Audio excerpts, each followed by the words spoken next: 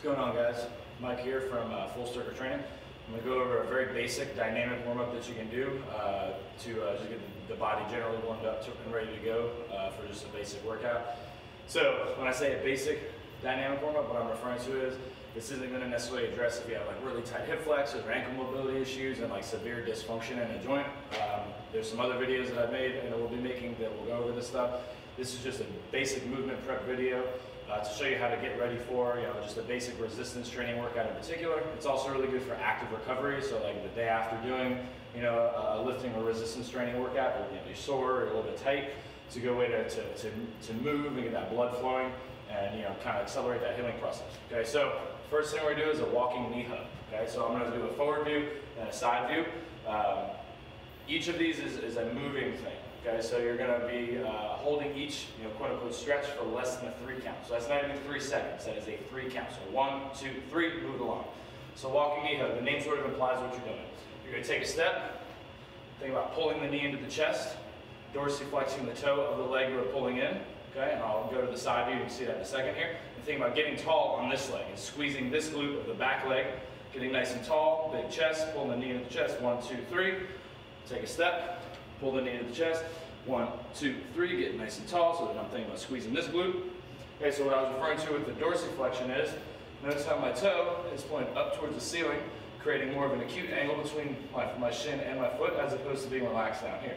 Also notice I'm getting tall, okay? There's no flexion, I'm not curling forward. I'm getting tall, big chest. 1, 2, 3. Take a step. 1, 2, 3. So you want to do about 10 of these, 5 on each leg, or you can go for distance, right? About 10 to 15 yards, okay? The next one is the opposite. It's a walking foot pull. So once again, I'm going to go forward view. So what you want to think about doing is keep the hips and shoulders squared to the ground.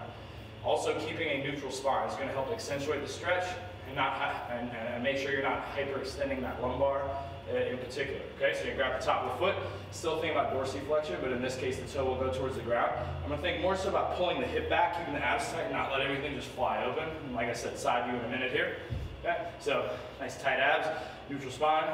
Then I'm just focused on pulling back without letting that rib cage go away from my belly button. Pulling back. All right, that's not feeling too bad. Extend the opposite arm. I'm going to bend at the waist, keeping the hips and shoulders square. Think about pulling that hip back a little bit more as I go down. Take a step. Switch sides. Once again, tight abs. Tighten and tuck that pelvis. There we go. The more bend in the waist you get, the more you're kind of getting a little bit of mobility in that hamstring as well, getting that involved. So let's go to side view. So once again, top of the ankle, toe down towards the ceiling. That nice tight ab position, not letting the rib cage fly open. Opposite arm goes up. Bending at the waist, shoulders hip square. 1, 2, 3. Grab the other side. 1, 2, 3. Like so. Okay, so those are the first two. Next one is a walking lunge with a rotation, so forward view first. Arms up like so, making sure to set the shoulders down and back, not elevating. I'm going to come a little closer here. Not elevating up, shrugging, kind of pulling the shoulders down and back. Arms are right about parallel with the ground. I'm going to go high knee step into a lunge. Back knee does not touch the ground. Nice big chest. Good dynamic rotation to the side of the leg you're stepping with. Like so. Let's get a side view here. So nice high knee step, getting tall. Nice long stride into the lunge. Rotate to the side of the leg you're stepping with. And go backwards here, so other side. Okay, notice how my back knee is just a little bit above the ground there. Strong position, I'm not hyperextending back. Always thinking about that neutral spine. All right, next one we have is Frankenstein.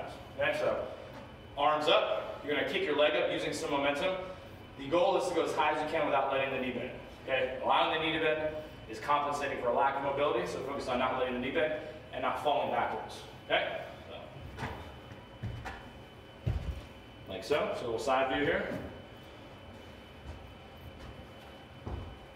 Okay? So for all of these, you want to go for about 10 to 15 yards.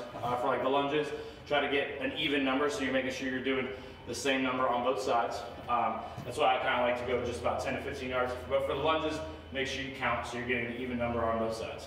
Next one we have, lateral lunge with a crossover hamstring stretch.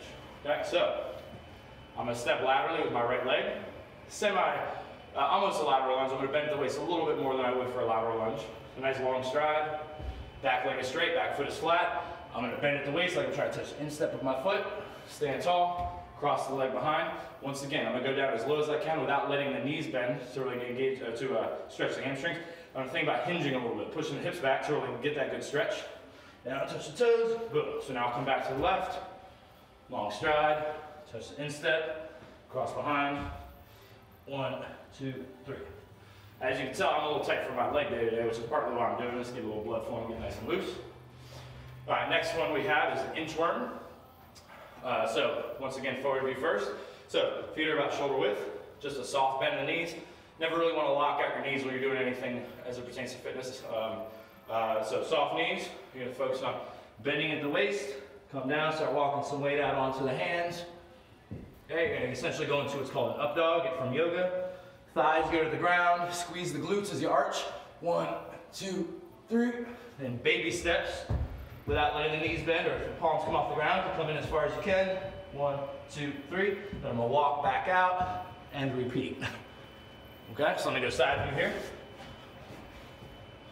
So once again, shoulder width base, knees soft, walk the hands out like so, dive down, up dog position, thighs rest on the ground, squeeze the glutes as you arch. 1, 2, 3. Baby steps, come on in. 1, 2, 3, and walk it back out. Do it again. So for the inchworms, we want to do anywhere between about 3 to 5 total reps. 1 rep is the up dog, and then essentially the down dog. Then you repeat. So 3 to 5 reps of that. Now there is another series that I'm going to do. I'm going to make a different video for it to go over. There's a PVC series that I like to do, get the upper body involved a little bit more, because that was primarily lower body, hips, getting the core a little bit, kind of that transverse rotation. A little bit opened up, T-spine, all that good stuff. So stay tuned for that video going over the PVC series.